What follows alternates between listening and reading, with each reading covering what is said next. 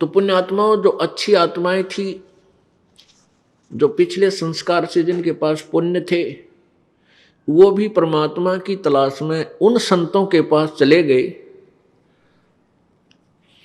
जो नकली साधना बताते हैं।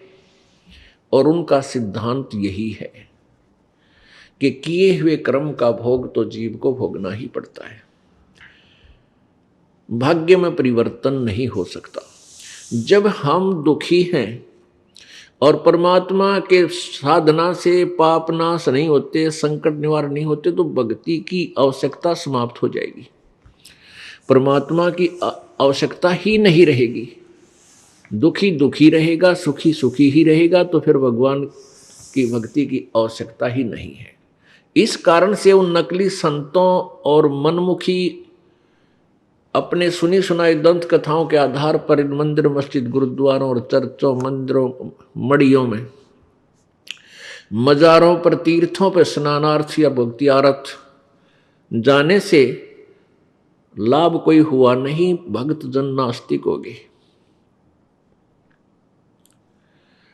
अब इतने नास्तिक हो गए कि भगवान की तरफ उनकी रुचि भी नहीं बनती, और संकट निवारण के लिए उन्होंने कौन सा प्रोसीजर अपना लिया।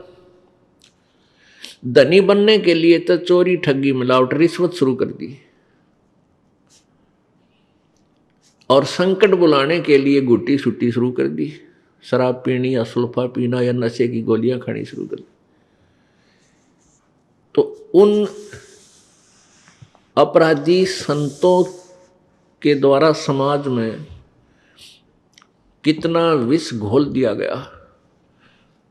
जो परमात्मा से परिचित नहीं और संत पद पर विराजमान है, वो अपराधी प्राणी है, क्योंकि वो मनुष्य जीवन को बर्बाद करवा रहे हैं। मनुष्य जीवन की कोई कीमत नहीं, कोई भी कीमत नहीं, इतना अनमोल है।